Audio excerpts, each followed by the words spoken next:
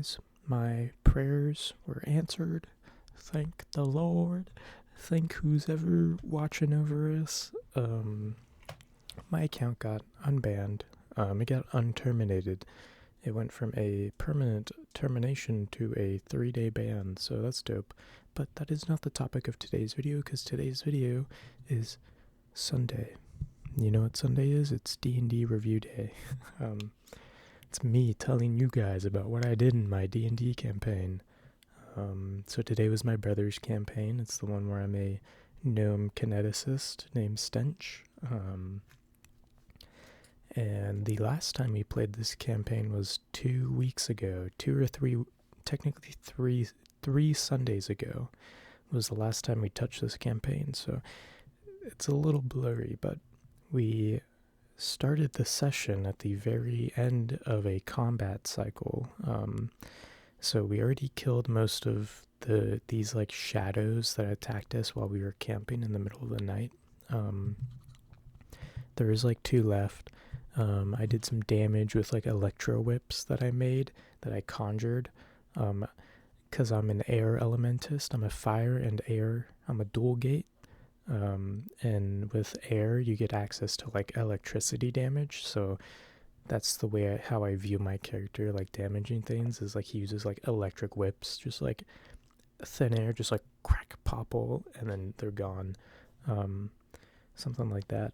But yeah, we finished off these shadow ghosts, and then after the shadow ghosts were done, we could level up.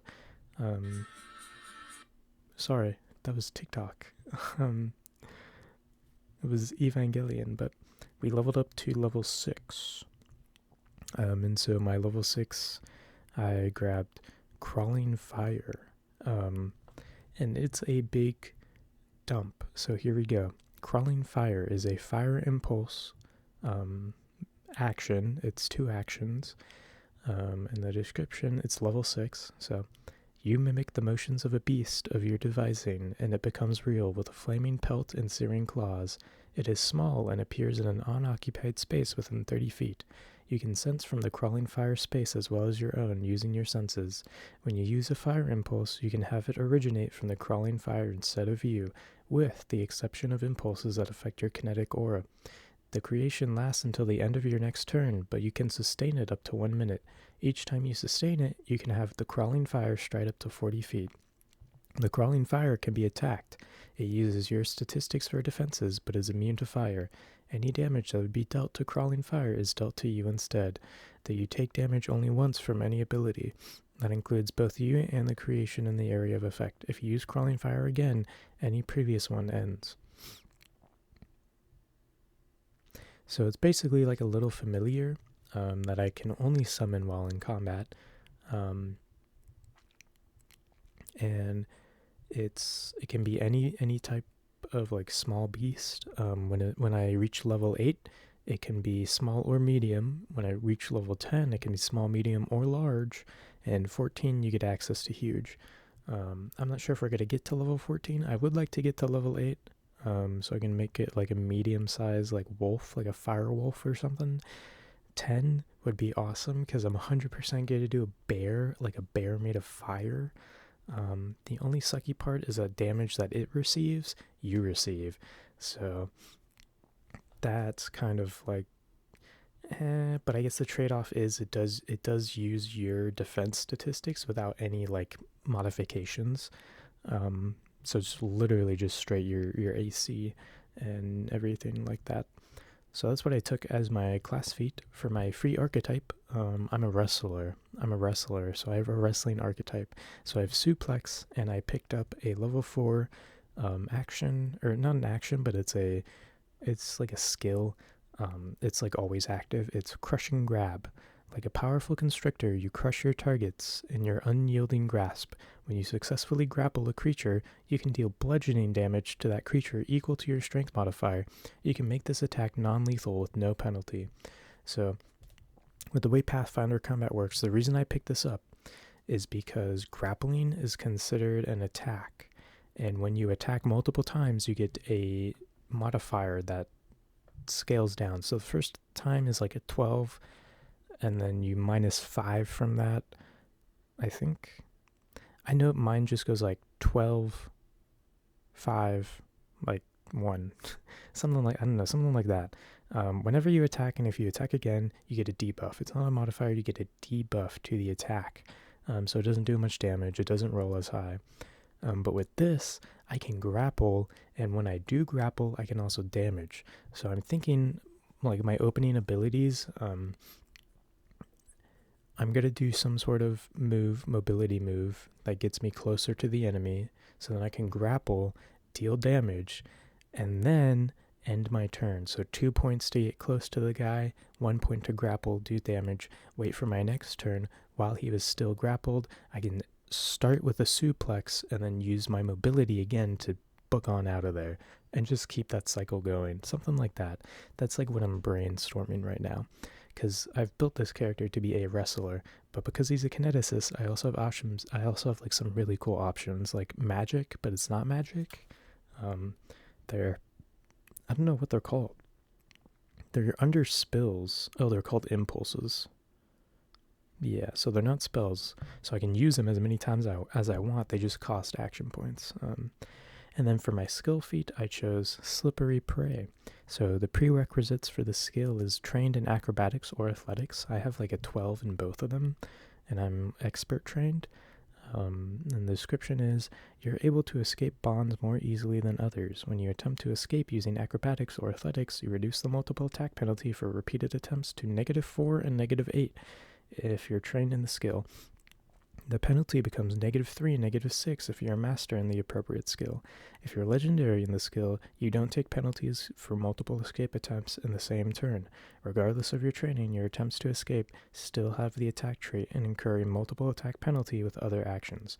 So pretty much TLDR, if I get grabbed by something, it costs me less points. So if I get grabbed and I attempt to break the grab and like slip away, it'll cost me less points if I fail and try again and try again.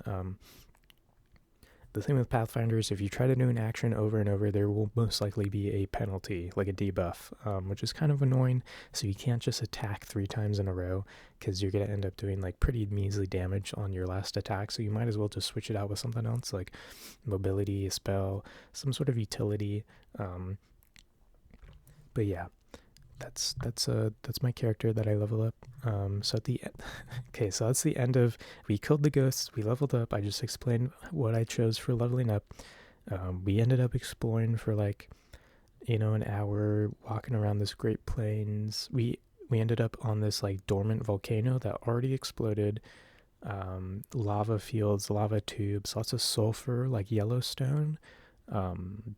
There's this big lake of clearly like acid water.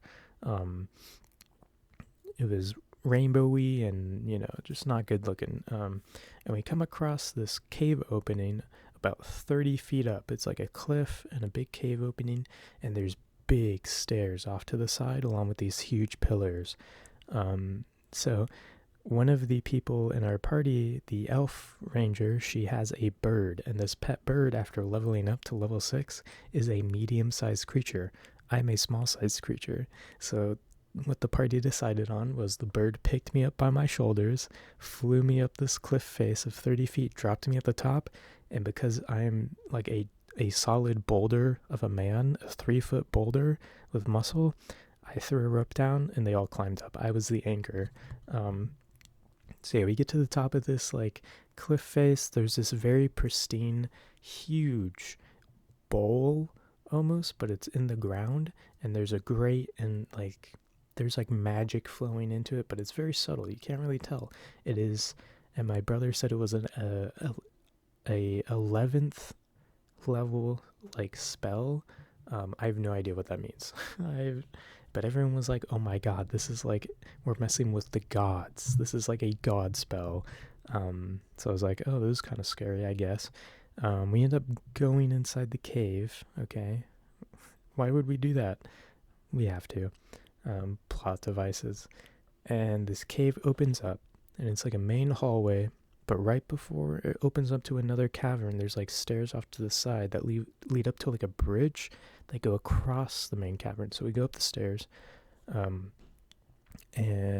the lady with the bird, the ranger, was leading the party, and she ends up getting grabbed by this giant,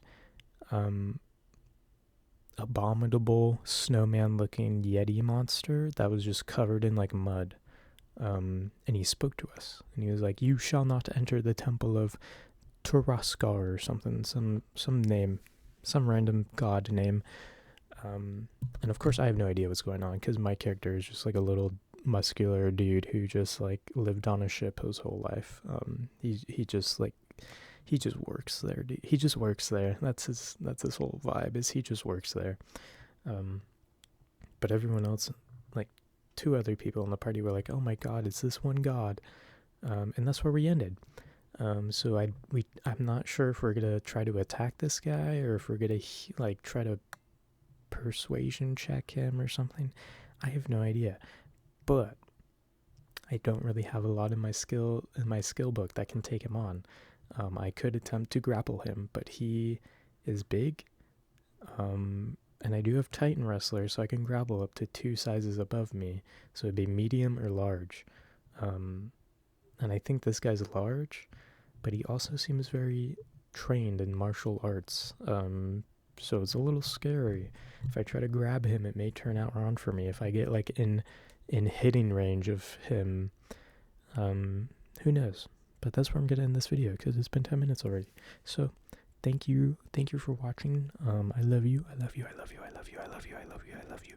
I love you. I love you. I love you. I love you. I love you.